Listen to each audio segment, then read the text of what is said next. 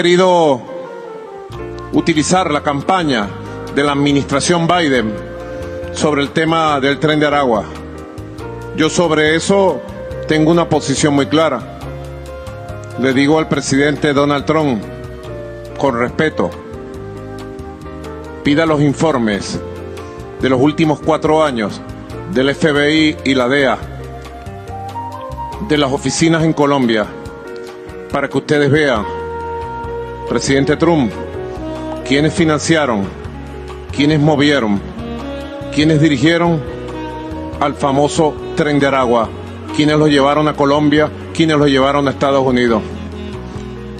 Y pida los informes verídicos para que sepa que aquí en Venezuela nosotros derrotamos, desmembramos y acabamos con ese grupo delincuencial, violento, que pretendió utilizarse desde Colombia con lazos profundos con la antigua administración Biden para traer terrorismo a Venezuela. Si algo se puede decir de terrorismo del Tren de Aragua, extinto Tren de Aragua, es que querían atacar con terrorismo las ciudades del país. Y nosotros lo evitamos, mira, con inteligencia, con acción. Presidente Trump, pide esos informes para que usted vea. Se los digo con sinceridad y con respeto, para que usted vea la verdad sobre el famoso Tren de Aragua. Nuestros migrantes no son delincuentes, no son gente mala, fueron gente que emigró producto de las sanciones, son gente de bien, gente de trabajo, y en Venezuela le damos la bienvenida como fuerza productiva, con un abrazo amoroso. Bienvenido, vuelta a la patria, reencuentro familiar, bienvenidos todos.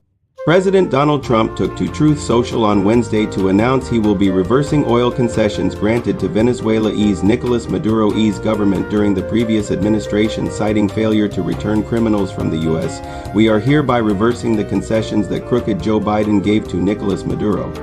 Of Venezuela on the oil transaction agreement dated November 26, 2022, and also having to do with electoral conditions within Venezuela which have not been met by the Maduro regime, Trump wrote.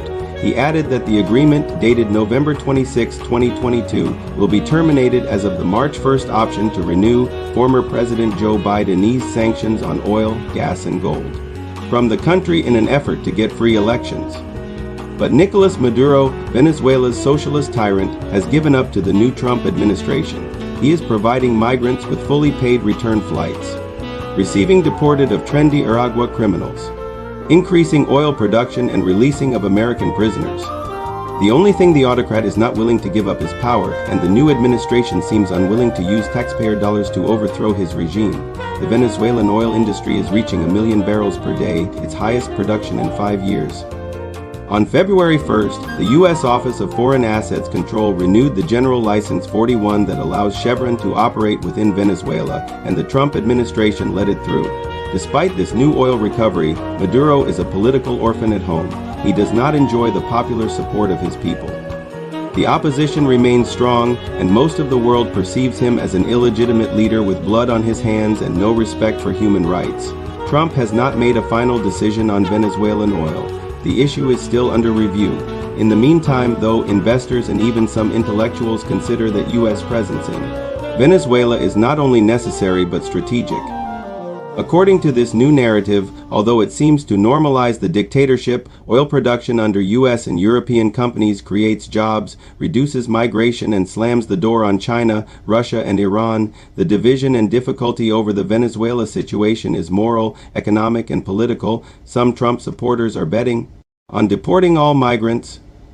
Others are calling to maintain the temporary protected status for 350,000 Venezuelans. While some investors call to ensure U.S. presence over the oil industry, others insist that this is not a good time to sacrifice democracy on the altar of political revenue, given the need to define a clear position on the relationship with Venezuela and its communist regime. There are some essential points to consider. First, Maduro is an enemy of humanity. Secretary of State Marco Rubio put it clearly. The Maduro regime tortures, murders, and forces millions of its citizens into exile. He is a nefarious partner of terrorist groups in Iran, Hezbollah, and Hamas, in other words. An enemy of Israel and the United States.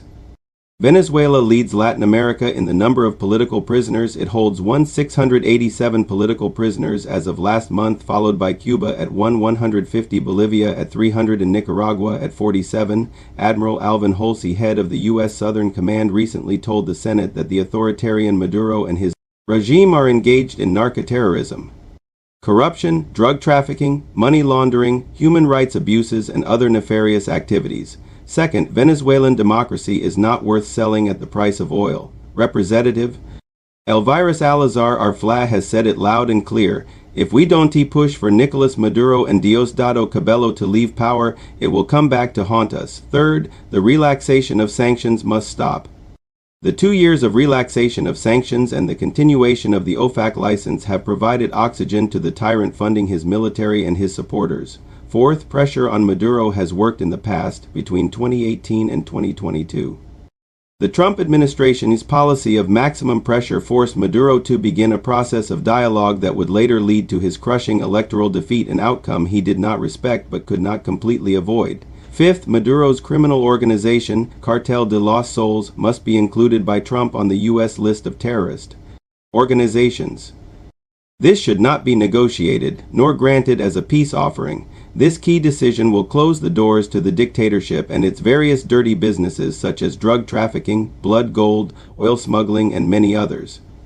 Although pragmatic voices are urging Trump to lift sanctions, reach a deal, and coexist with the tyrant, the truth is that dictatorships understand only pressure and punishment.